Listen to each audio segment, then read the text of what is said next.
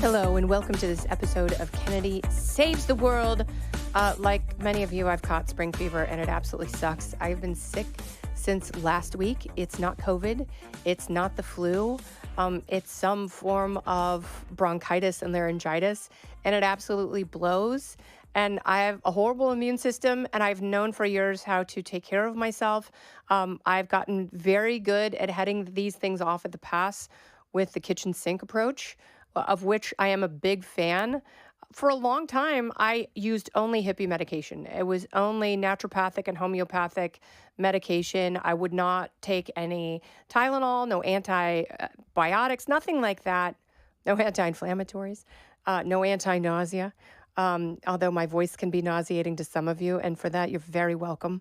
So I've learned over the years that you have to take a combination of things. So I got sick last week, started a Z-Pack, didn't work. So now I'm starting another stupid antibiotic, but I'm traveling on Friday. I am going to Fiji, and I'm very excited about it. And I hope you're there so we can high five. But I have to get better before then, which means I am literally taking everything under the sun. Right now, I'm drinking turmeric and ginger tea. I've been doing elderberry and turmeric shots from pressed juice, which are amazing, but they're doing absolutely nothing. I've been eating Sambuca gummies. No, they don't have THC in them. I don't think that would help. I'm allergic to THC. I think that would make me sicker. I have 2 different inhalers. I'm starting prednisone. So I'm just hoping that whatever is in, I can get it out by the time I leave on Friday. And I've always been the giver of advice to people when they get sick. And I'm like, oh, do this and hot lemon water and, make sure you get in a eucalyptus steam room. And, and all of that works before you get sick. But when you actually are sick and, the floodgates of mucus have opened, you're pretty hosed. And, I am relying on the old standbys, which are abstaining from alcohol, sleeping as much as I possibly can, eating very healthy, organic, veggie-driven foods. None of it is working. It's not doing a mother-loving thing. So I guess I will just continue to rest and watch the Yankees and not drink and just hope and pray. Maybe I should see a witch doctor.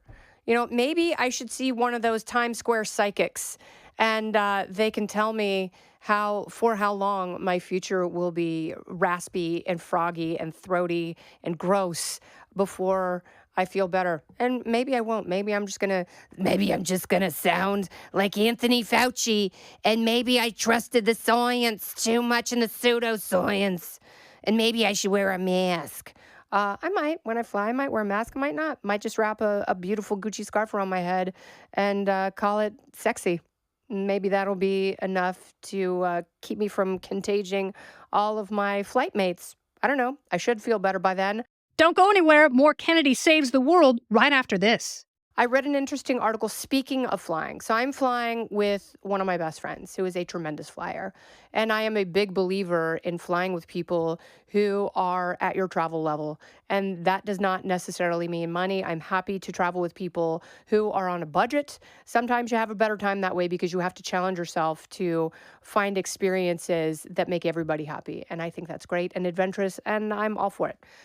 I'm talking about people who know to pack very little, who know how to walk quickly, and who most importantly have TSA PreCheck, global entry if you're traveling internationally, which is critical, and also clear, which I don't know if you've noticed lately, but the clear lines absolutely suck. So the last 3 times I've flown over the last few weeks, the clear lines have been so long.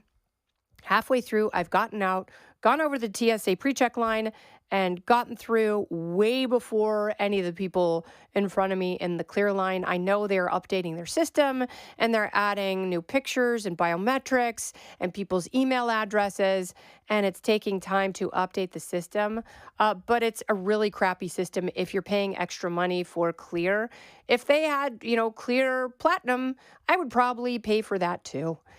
Because it is worth it to save time at the airport. People magazine had an interesting article about whether or not you should leave someone behind if they don't have TSA PreCheck.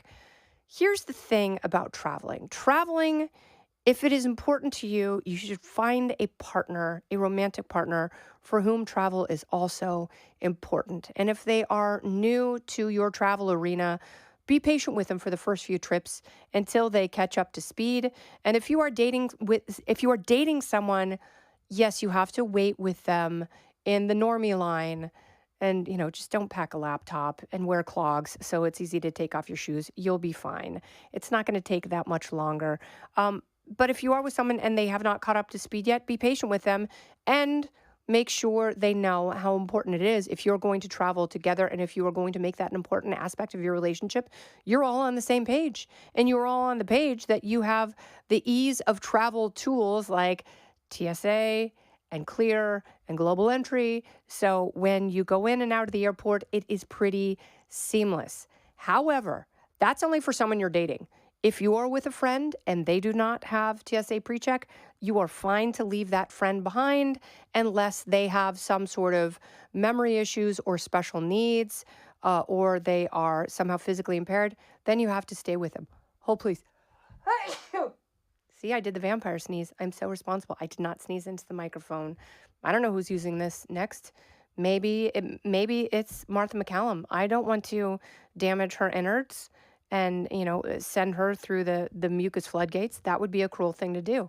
So I'm trying to be a responsible human, and you got to witness it. And that's very lucky because that was a real moment between us. If you have a friend, they don't have TSA Pre, you are free to go through and belly up to the bar in the lounge or wherever, or if you're bringing little airplane bottles, which I highly recommend, then go ahead and do that and relax and comfort. And if they're not there by the time the flight boards, go ahead and get on the plane. There is nothing wrong with that. If you are with work colleagues, absolutely leave them behind. There is no reason for people who travel for work to not have all of this stuff, and go ahead and pressure your employer to pay for TSA PreCheck and Clear. A lot of credit cards already do, or they give you a pretty fantastic discount. It's one of the incentives in signing up for the Delta American Express card or the Chase United card. There are all sorts of benefits. They want you to sign with them and spend their money. And one of the incentives they give you, especially on these travel-friendly cards, which you should absolutely have, is they will pay for at least part of these programs. Take advantage of it. And your work colleagues, you owe them nothing. Your friends, you're putting some very lovely passive-aggressive pressure on them. So the next time you travel, you are all in the same lane, which you should be traveling with people who have the same needs and standards that you do. Because if you know how to do it, you got to travel with people who know the same thing. Those are the very best travel partners because they're prepared, they're fun, and they are part of, as Emily Campagno calls it, Team Awesome. And those are the people you should be companioning yourselves with. The work friends, there's nothing you can do about that.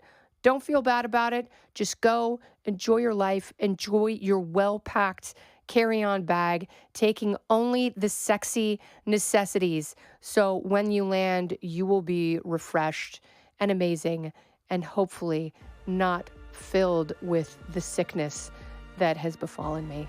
This has been Kennedy Saves the World. I will see you in Fiji, brah. I'm Kennedy. Listen ad-free with a Fox News Podcast Plus subscription on Apple Podcasts, and Amazon Prime members can listen to this show ad-free on the Amazon Music app. Oh, go ahead and leave me a review while you're there. I'd love to hear what you have to say. You've been listening to Kennedy Saves the World on the Fox News Podcast Network.